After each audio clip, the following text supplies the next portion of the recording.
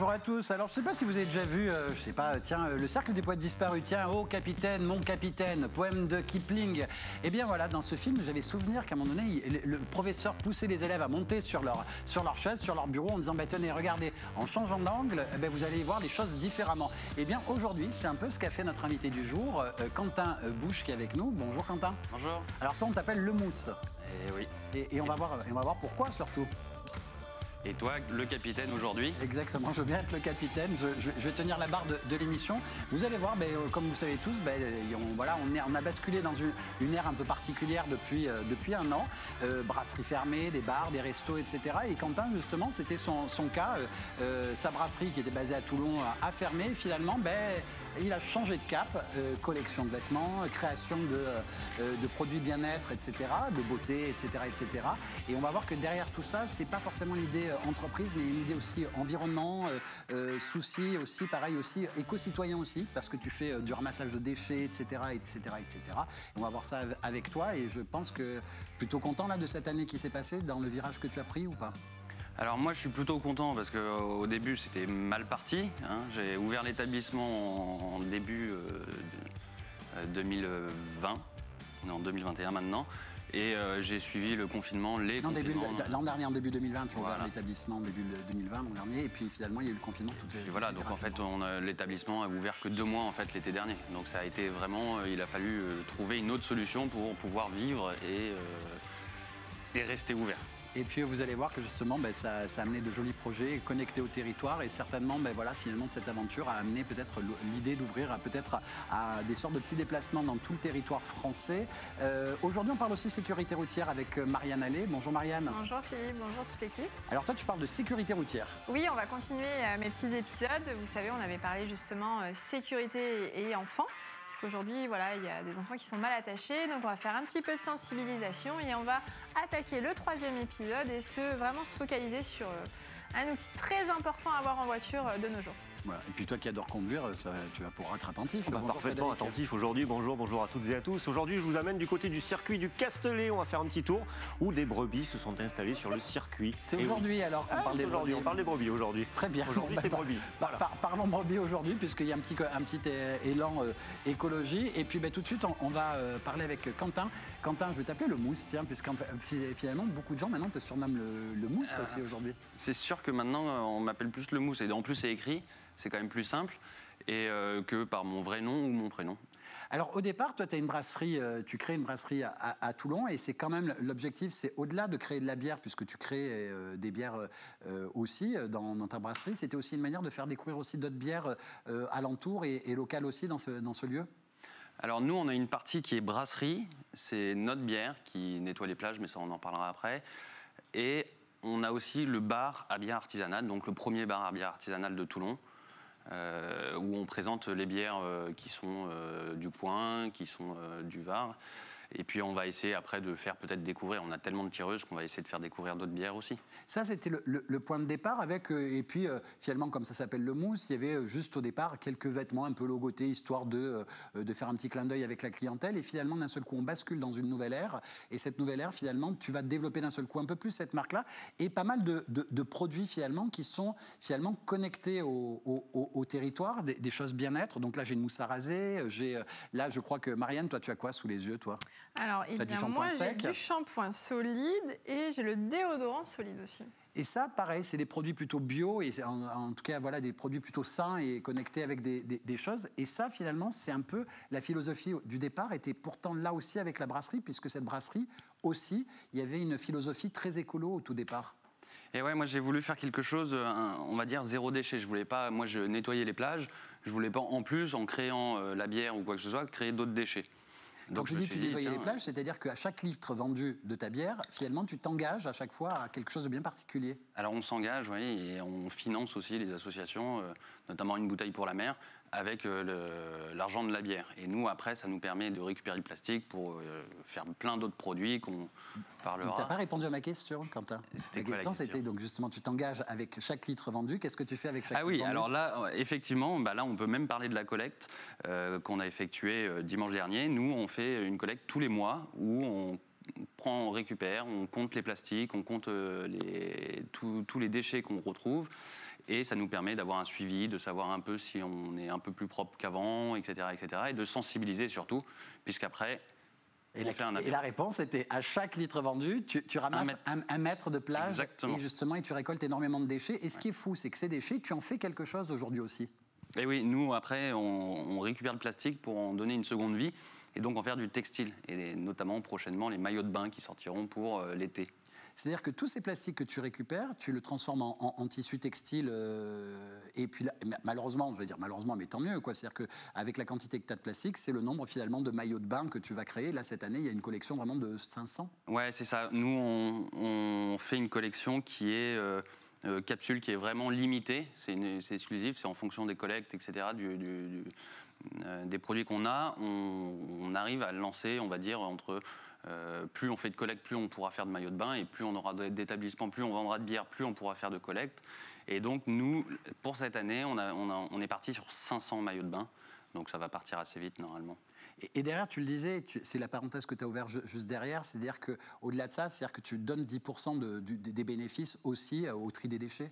Exactement, parce que l'engagement, même si en collectant 1 litre, 1 mètre par litre consommé, effectivement, en fait, on pourrait tout à fait rester comme ça et correspondre au projet, mais nous, on veut avoir une action sociale, une action environnementale supplémentaire. Et ce qui est fou, c'est que cette envie de réutiliser le plastique que vous ramassez finalement, mais c'est devenu aussi pareil dans cette période de dit confinement et d'arrêt des brasseries et de certains commerces, de développer, de créer justement dans cette collection de produits bien-être, justement une connexion avec des produits que tu vas utiliser ou réutiliser et avec la connexion locale aussi. Eh bien oui, en fait, ça, c'est grâce au confinement, on va dire, c'est parce que ça nous a permis de moins sortir ou aller découvrir, d'aller s'aérer, etc. Et donc, je suis allé dans la garrigue et j'ai découvert tous les produits locaux de Provence et je me suis dit, mais c'est un merveilleux territoire. Et donc, on a voulu valoriser ce territoire comme on valorise nos déchets. Là, je sens la mousse à raser, c'est l'amande. Alors, il y a de l'amande, il y a du ciste de Montpellier, enfin, c'est appelé ciste de Montpellier, mais on en trouve ici. On a de l'immortel aussi, c'est le côté un peu curry que tu retrouves dans cette recette. Voilà, donc c'est vraiment plein de bienfaits, c'est que de la nature. Et après, il y a aussi du houblon, on rajoute toujours les déchets de la brasserie dans nos produits, notamment... Les déchets qui servent, notamment aussi dans la confection des produits. C'est le mot déchet, finalement, c'est des choses qui peuvent être réutilisées. Notamment, je pense au savon, où tu fais un savon exfoliant aussi. Tu l'as là, il est sur le plateau, ouais. Il est là. Donc nous, on réutilise aussi les déchets de l'établissement, c'est-à-dire que on récupère le marc de café qu'on a puisqu'on sert les cafés. Et après, ça nous fait un petit savon exfoliant. Une recette qu'on a l'habitude d'avoir, c'est-à-dire cette recette où on mélange le savon avec du marc de café pour justement le faire exfoliant. Exactement. Tiens, si tu veux toucher. Je touche. Tu vas voir. Ça sent presque un goût de nougat. Alors, ça ressemble en plus, c'est sympa. Mais c'est vraiment la recette traditionnelle du savon de Marseille, couplée avec la bière et le houblon, ainsi que le marc de café. Pourquoi on met du houblon un peu partout? C'est que c'est vraiment un produit qui est anticancéreux, etc., cicatrisant, et donc c'est pour ça qu'on l'utilise. Le cicatrisant, tout à l'heure, tu parlais du ciste de Montpellier. Du ciste de Montpellier, c'est aussi pareil, c'est quelque chose de cicatrisant aussi? Exactement, ouais. En fait, il faut savoir qu'on prend énormément de médicaments, on prend énormément de choses comme ça, mais en fait, tous les produits de la nature apportent quelque chose aussi. Donc on peut utiliser la nature pour se soigner. Enfin, l'idée, c'est ça, c'est de rester naturel. Rester naturel. Je précise, la mousse à raser, c'est pas que pour les hommes? Ah, non. Effectivement, tu peux l'utiliser, puisque c'est pour raser, je ne dirais pas plus. Mais je vais dire au niveau esthétique, les jambes, les aisselles et autres, etc. C'est-à-dire que ça sert tout aussi bien vu qu'on est sur du rasage. Pour les cyclistes, par exemple, ça peut servir. D'accord. Pour les sports, justement, où il faut justement avoir les jambes dégagées pour les hommes, c'est vrai que ça peut être une belle alternative. Pour les hommes et les femmes aussi, je ne sais pas, vous Oui. faites aussi vos jambes, non? Oui, ça dépend. Il y a aussi la cire. Donc Oui, voilà, non, mais je veux dire, ça peut être quelque chose. Oui, qui ça peut pourrait être quelque chose, justement, une belle alternative. En plus, c'est doux, la senteur était bonne, donc oui, pourquoi pas. Puisque tu prends la parole, je vais tout de suite te passer la parole sur la sécurité routière. Tu nous as promis la sécu sur les sièges, et les fameux sièges, tu appelles ça les sièges Isofix. Ça veut dire quoi, Alors, Isofix? Isofix, donc pourquoi Isofix? Isofix, en fait, c'est les systèmes, en fait, aujourd'hui qui sont, donc, on est obligé depuis 2011 d'équiper toutes les voitures, justement, des clips Isofix. Isofix, ça va permettre une meilleure stabilité, une connexion plus solide et plus rigide pour éviter, justement, que le siège tourne. C'est-à-dire qu'avant, on avait des bébés, on les attachait justement avec une ceinture. Ils ont sorti ce concept d'Isofix. Donc, c'est le siège. Alors, j'avais mis une petite vidéo pour expliquer. Si, voilà, super. Donc, voilà. Ça, c'est la partie donc, voiture. Vous voyez, donc, on a des petits clips qui sont sur la banquette arrière. Donc, à regarder, en principe, c'est écrit Isofix justement pour que vous puissiez voir où on les fixe. Là, on enclenche la base Isofix dedans. Et ce qui est bien, c'est que pour savoir si vous avez bien installé votre base, vous avez soit un système, un visuel qui va s'afficher vert ou rouge si le siège va être bien positionné, ou même, ils ont mis en place des signaux sonores. Ça bip, voilà, c'est assez fun. Et après, vous avez aussi bien donc, la jambe de force qu'on va mettre sur l'avant, où il y a le système qu'ils appellent Top Tiver, c'est la sangle qu'on accroche derrière. Donc, moi, j'aime bien le côté jambe de force sur l'avant, puisqu'on peut voir plus facilement si c'est bien installé, on voit si tous les voyants sont bien au vert, et ça permet soit la jambe de force, soit la sangle derrière, d'éviter une rotation du siège. Donc là, il n'y a pas besoin de ceinture, puisque vous mettez le siège ou la coque de votre enfant installée, donc que ça soit une coque qui se tourne pour une meilleure installation plus facile pour vous. Et ça évite justement la rotation. L'enfant est bien installé, vous lui mettez le harnais et enfin l'enfant est installé en toute sécurité. C'est ce que tu dis, c'est quand tu dis on ne met pas la ceinture, c'est-à-dire qu'il n'y a pas besoin de la ceinture de sécurité de voiture non. pour maintenir le siège. En fait, voilà, il y a toujours le harnais de sécurité. Tout à fait. En fait, ce qu'il faut savoir, c'est que voilà, comme je disais, il y a plusieurs systèmes en fait pour attacher son enfant. C'est qu'il y a les sièges ceinture, voilà ce qu'on appelait 100% ceinture, et les sièges 100% Isofix. Donc, ceux qui ont des voitures justement inférieures à 2011 ne peuvent pas mettre ce système puisqu'on n'a pas l'enclenchement et les badges pour mettre dedans. Avec ma 205, ça va être un peu compliqué. Mais du coup, maintenant, voilà, c'était une obligation qui a été votée, qui a été mise en place pour améliorer la sécurité routière, puisque je vous avais donné des chiffres, rappelez-vous, au tout début, on est sur 45% d'enfants mal attachés de moins de 3 ans. C'est quand même des chiffres assez impressionnants et assez hauts. Donc moi, je trouve que justement, d'avoir mis en place ce système Isofix, c'est très important, et de prendre le coup de main, et voilà, d'être assez sensible, de prendre le temps, de vérifier aussi, quand on attache son enfant sur le harnais, de vérifier que les sangles n'ont pas vrillé et qu'elles soient bien posées droites. Et voilà, et on peut partir faire des millions de kilomètres sans aucun souci. Ah ben ça m'a donné envie de prendre un sac de voyage tiens, pour l'occasion, alors puisqu'on va partir en voyage. Et pour rester dans la thématique écologie, Frédéric va nous parler de brebis aujourd'hui. Ben oui. C'est en plus à faire plaisir à Marianne, je crois. On parle du circuit du Castellet, puisque un endroit où il faut être bien attaché aussi, mais on ne mène pas les enfants, bien entendu, c'est le circuit du Castellet. Circuit du Castellet qui a décidé, pour entretenir un petit peu ses bordures, ses espaces verts, de tenter une nouvelle expérience au circuit du Castellet. C'est l'éco-pâturage qui a été mis en place. Alors, à quoi ça consiste? Vous allez voir une petite vidéo. C'est assez simple. Pendant 4 semaines, vous avez 2 bergers de Mazogues et 400 brebis qui sont arrivés le 9 mars et qui, comme vous le voyez sur les images à l'instant, débarquent au circuit du Castellet et vont brouter les zones traitées pendant 4 semaines, à savoir la butte de Cygne, la zone verte au nord de la ligne droite du Mistral, les tribunes double droite du Bossé. Ce sont des endroits qui sont difficilement accessibles pour les jardiniers. Et puis là, en plus, c'est une démarche éco-responsable. Le berger va venir à peu près 1 à 2 fois par jour pour le ravitaillement en eau des brebis. Elle reste là un petit mois environ. Et ça s'inscrit, c'est quand même intéressant de le noter, ça s'inscrit dans une démarche qui est menée depuis plus de 10 ans par le circuit du Paul Ricard, qui dépend du parc naturel régional de la Seine-Baume, dans une démarche éco-responsable avec le tri, le recyclage des déchets, la réutilisation des eaux de pluie, également l'installation de 20 000 m² d'ombrières photovoltaïques qui ont été installées également au Paul Ricard.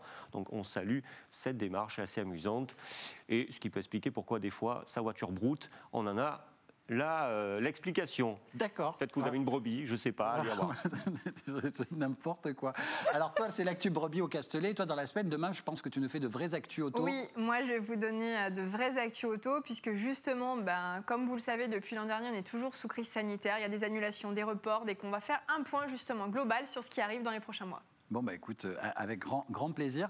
Et puis, justement, puisqu'on parlait écologie à l'instant, finalement, le mot écologie, c'est peut-être pas le mot exact pour le mousse, c'est le côté éco-citoyen, finalement, qui est un peu derrière tout ça. Et il y a le développement durable, il y a ce souci, finalement, de cette brasserie au départ qui est là un peu pour être connectée au territoire, à la proximité. Finalement, ça fait créer cette idée, justement, on le disait tout à l'heure, c'est-à-dire qu'un mètre de bière vendue, c'est un mètre de DG pour lequel vous vous engagez à aller une fois par mois là-dessus. Tu le disais, se resservir du houblon, se resservir du marc de café, etc., etc. Donner aussi de l'argent aussi pour le tri des déchets. Et finalement, toute cette dynamique-là qui s'est passée pendant un an, ça mène de beaux projets pour demain. Finalement, d'un seul coup, là, ça ouvre des possibles incroyables. Là. Et pourquoi pas, maintenant que je connais le circuit de Paul Ricard, faire une brasserie là-bas, hein, ça peut être intéressant, on pourrait tout réutiliser. Là, effectivement, on a fait une levée de fonds pour justement développer et croître notre écosystème, justement, un peu exporter et pouvoir valoriser encore plus loin, encore plus grand. Et donc, effectivement, on a de plus en plus d'acteurs qui nous rejoignent parmi le projet. Quand tu dis étendre, tu penses à quelle ville ou quels endroits, par exemple? J'aimerais bien Marseille. Marseille, Nice, j'aimerais bien. Il y a aussi pareil, je crois, en Bretagne aussi peut-être ou pas? Alors Bretagne, oui, ça ce serait pour pouvoir faire des galettes de sarrasin et pour pouvoir aussi utiliser les algues dans nos produits. Donc en fait l'idée c'est de prendre vraiment du local à chaque endroit et donc partir dans une autre région nous ferait découvrir de nouveaux produits. Parce que c'est ça, c'est-à-dire que dans la création de bière, c'est-à-dire que tu vas faire régulièrement, il y a des nouveautés qui sont créées au sein de la brasserie, notamment avec des produits locaux, pareil, faire découvrir aussi. Et il y a toujours cette idée de localité quand même dans ta création de bière. Ouais, c'est vraiment la valorisation du territoire. Nous, on veut s'implanter et promouvoir vraiment notre action, parce que c'est nous, les consommateurs, qui allons justement poursuivre cette aventure, et donc proposer des produits qui viennent de notre région. Quand tu dis levée de fonds, c'est-à-dire que demain, ce n'est pas un financement participatif, on est sur autre chose. C'est-à-dire que le financement participatif, on demande souvent aux gens de donner de l'argent, mais en échange, ils ont un petit cadeau. Là, la levée de fonds, c'est-à-dire que tu demandes aux gens d'être finalement presque actionnaires, propriétaires, c'est-à-dire de cette dynamique. Là, c'est un gros cadeau. C'est en gros, venez avec moi dans l'aventure. Ensemble, on sera plus fort et on va partager encore plus le projet. Voilà, là, non, on prend des parts, on prend du capital, on prend vraiment on va être ensemble dans une société ensemble. La volonté, c'est au départ, parce que c'est vraiment de cette envie d'être. J'entends du localité, j'entends des proximités, j'entends environnement, écologie. C'est-à-dire, il y a vraiment envie de créer une sorte de philosophie quand même dans tout ça. Bah oui, parce que en fait, moi, j'étais marin, je naviguais partout, et je me suis retrouvé en fait. Vraiment quand je suis retourné ici, là où je suis né, etc., vraiment là. Et en fait, je me suis dit, mais en fait, je ne suis pas le seul à vouloir Enfin, 8 personnes sur 10 achètent local, veulent du local. Et je me suis dit, mais oui, en fait, mais moi aussi. Et en fait, je ne me retrouvais plus dans ce système, on va dire, mondialisé. Et j'ai voulu revenir un peu aux sources, tout simplement. Et donc, le but, c'est de le promouvoir. Promouvoir, quand tu dis que tu reviens aux sources, c'est vrai, et cette idée de l'eau mousse, ça part un peu de là, de cette idée de l'affection pour la mer, cette idée de nettoyer les plages, etc. et tout, c'est vraiment une implication. Je rappelle que tous les mois, finalement, vous faites des collectes des déchets sur les bords de plage, et c'est toute votre équipe qui part là-dessus à chaque fois. Alors quand on peut, on essaye d'être tous ensemble, mais effectivement, parfois, moi, je suis obligé d'être en déplacement, puisque on fait ça les week-ends, etc. Mais moi, je dois partir un peu à droite, à gauche. Après, mes équipes aussi, il faut qu'elles se reposent. Et donc, on tourne comme ça, mais on essaye d'être au maximum tous ensemble, oui. Mais il y a toujours cette idée de s'engager, c'est-à-dire que si on a vendu 100 litres, voici 200 litres, ben c'est 200 mètres, c'est 300 mètres, etc. et tout. Alors, effectivement, en ce moment, on pourrait ne pas collecter les déchets, mais c'est un engagement, c'est aussi très sympa, hein. Il y a une convivialité, on se retrouve après pour faire un apéro. C'est aussi un très bon moment de partage. Vous voulez réagir ou pas du tout? Poser une question peut-être? Moi, je trouve ça bien. Je trouve ça très bien, justement, puisqu'il y a beaucoup de choses qui passent sur tout ce qui est nature, mer, par rapport aux animaux, ce qu'on retrouve. Donc, je trouve la démarche très bien. Et de pouvoir impliquer tout le monde, ça peut aussi... moi qui suis aussi toujours dans la sensibilisation pour les choses que je milite, c'est il faut sensibiliser les personnes, il faut sensibiliser le peuple pour pouvoir avancer... le peuple. Le peuple. Tu parles au peuple français, toi. Non, mais en plus, nous, c'est vraiment... Il y a plein il y a plein d'enfants, etc. Oui. C'est vraiment de la sensibilisation, hein, plus que de. On va Et pas oui. être TPM, on va pas du Veolia, j'en sais rien, mais Oui. nous, on est vraiment de la sensibilisation à notre échelle avec les acteurs locaux, les enfants. Après, on leur offre la limonade, etc. Enfin, Mais c'est vraiment, ça qui est vraiment bien. cette, Il y a aussi là pareil, tu as des. C'est quoi ces produits? C'est parce qu'il n'y a pas que la limonade, parce que chez vous, il y a aussi des infusions. Oui. On s'occupe du plus jeune au plus âgé. Et effectivement, moi, maintenant, étant un petit papy de 30 ans, je prends de la tisane. Et Oui. donc de la tisane au houblon. Quand tu Toujours. parles de petit papy, c'est-à-dire qu'à la Saint-Patrick, tu as fait des choses sympas et connectées. Il y a 2 choses sympas qui ont eu lieu chez toi Oui. avec la brasserie pour la Saint-Patrick. Alors, il y a eu 2 choses sympas. Déjà, on a fait une rencontre d'un brasseur de Cotignac qu'on avait rencontré déjà auparavant. Mais il a Renaud, fait... le tailleur de bière. Exactement. Et ils ont élaboré une bière au mimosa avec Quentin Levarois. Et donc, c'était sympa de donner un petit coup de pouce sur cet événement-là. La Mimotep, finalement, c'est surtout la première bière au mimosa de la région PACA qui a été créée justement à Cotignac avec du mimosa de Tanneron en plus. Alors, peut-être au monde, je ne sais pas, mais... Non, c'est pas au monde. Il y en a déjà eu dans le sud-ouest. Ah, bon. Mais en tout cas, c'était très sympa. Et puis, et après, une autre partie de notre équipe est partie fêter la Saint-Patrick dans une maison de retraite. Voilà. Donc, on a fêté ça ensemble. Enfin, ils ont fêté ça dignement, comme il se doit. Et nous, on était à la bière au mimosa pendant que les autres étaient à la bière le mousse. C'est sympa parce que finalement, c'est cette idée de... Bon, après, il faut rappeler quand même que la bière se consomme avec modération. Et l'idée, là, c'est surtout de la création de liens et toujours avec le mot territoire, etc. Et tout. Envie de réagir, toi? Non, c'est très bien. Moi, j'aime beaucoup les circuits courts, justement. De plus en plus, on entend parler de circuits Toi, quand courts, c'est c'est-à-dire court, la tu aimes bien. localité. Oui, exactement, voilà. Et circuits courts, c'est vrai que ça fonctionne énormément. Les gens sont très en recherche, très en demande de produits qu'on peut trouver comme ça, juste à côté de chez nous. Donc, bravo pour cette initiative. C'est vraiment très agréable de pouvoir retrouver des produits locaux sur sa table. Et je complète en disant, on a fait cette levée de fonds, je ne pensais pas qu'il allait y avoir cet engouement-là. Et c'est allé très très vite. Normalement, une levée de fonds, c'est à peu près 6 mois. Là, ça fait 1 semaine et on est presque complet. C'est génial. C'est génial. Non, mais c'est bien parce que finalement, c'est toute cette philosophie globale qui est derrière. Et puis, là, demain, à part ça, il y a l'envie de créer de nouveaux projets, de nouveaux, au sein de ce concept, entre guillemets, de nouveaux produits. Il y a quoi d'autre encore qui germe dans ta tête? Alors, j'ai 50 000 idées. Le problème, c'est que je ne peux pas tout faire. C'est ça le problème. Mais j'aimerais tellement faire...